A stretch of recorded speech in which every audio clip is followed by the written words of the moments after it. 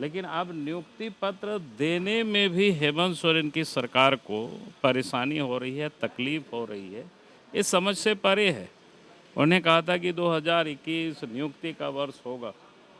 नियुक्ति तो नहीं किया, बल्कि नियुक्ति को रद्द कर रहा है, नियुक्ति को रोके हुए हैं।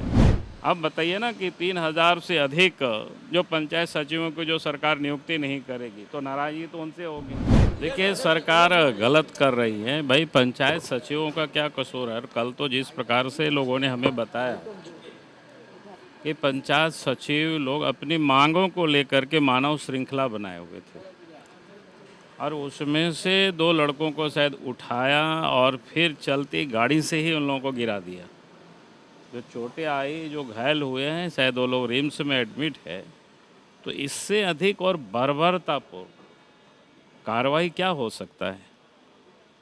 भाई, उनकी क्या कसूर है? उन लोगों ने तो जब अप्लाई किया और जितनी भी प्रकार की पात्रता की जो जांच पड़ताल होती है सब हो चुका, सिर्फ उनको नियुक्ति पत्र देना है। तुमने तैयारी कहाँ से की? NIBM से। मैं NIBM को बधाई देता हूँ। आप जो सपना देख रहे हैं उस सपने को हम दोनों मिलकर पूरा करेंगे। NIBM। लेकिन अब नियुक्ति पत्र देने में भी हेमंत सोरेन की सरकार को परेशानी हो रही है, तकलीफ हो रही है। ये समझ से परे है। उन्हें कहा था कि 2021 नियुक्ति का वर्ष होगा। नियुक्ति तो नहीं किया, बल्कि नियुक्ति को रद्द कर रहा है, नियुक्ति को रोके हुए हैं। और जहां नियुक्ति हो वहां तो गड़बड़ी को पैदा कर रखा है। GPSC आपने देखा होगा, 6ठा से 7वां से 10वां तक की वो बात करते हैं, लेकिन वहाँ तो किस प्रकार से गड़बड़ हुई। भाई, आपने एग्ज़ाम लिया बच्चों का, उम्र सीट को जारी नहीं करवा पा रहे हैं। हम लोगों ने बार बार कहा कि भाई से GPSC के जो अध्यक्ष है उसको हटा दीजिए और पूरे मामले को CBI से जांच कराइए। सामान्य सी बात है, छोटी सी बात है। ट्रांसपेरेंसी बच्चों का भविष्य के साथ जुड़ा हुआ है। तो आप जैसे एग्ज़ाम होता है उसको आप एमआरशीट जारी कर दीजिए ताकि बच्चों को ये पता चल सके उन्होंने कितनी प्रश्न लिखा है, कितनी सही है, कितनी गलत है। और उसको भी वो नहीं कर रहे और ये कह रहे हैं कि भाई हम बड़ी ट्रांसपेरेंसी से काम करेंगे। इनके तो सब दिख रहा है। जिन लोगों ने सब कुछ, कहीं कोई शिकायत नहीं है उन बच्चों का, जो पंचायत सेवकों की, पंचायत सचिवों की कोई गड़बड़ी नहीं हुई है, कहीं कोई इस प्रकार की कंप्लेनेंट भी नहीं है। लेकिन चूंकि उनको पसंद नहीं है, वो गड़बड़ करना चाहते हैं, पैसे लेके लोगों की बहाल करना चाहते हैं, इसलिए मामला को लटका करके रखे हुए, रोके हुए और अपनी मांगों को लेकर के बच्चे सड़क पर आते हैं। तो उनके ऊपर बर्बरतापूर्ण कार्रवाई करते हैं, बिल्कुल गलत है।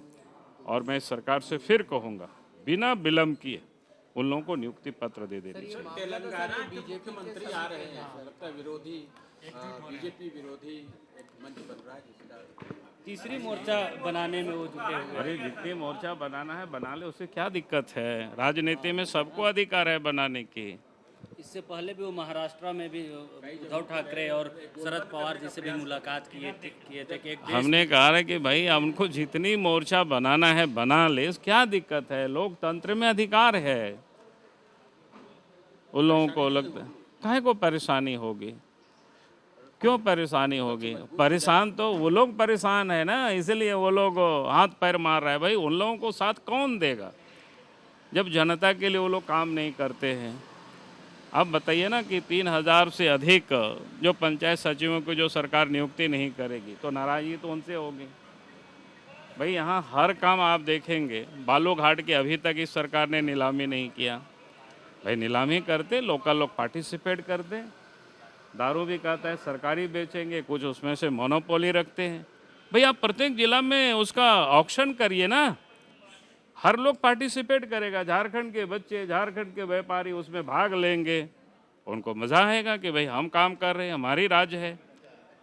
अब झारखंड में आप देखें, पत्थर की खदानों भी क्या बड़े बड़े लोग लेते हैं। हमने बार बार कहा कि भाई जिनकी रैयत है, जिसकी ज़मीन पर पत्थर की खदानें हैं, उन रैयतों के नाम से लीज को आवंटित कर दे।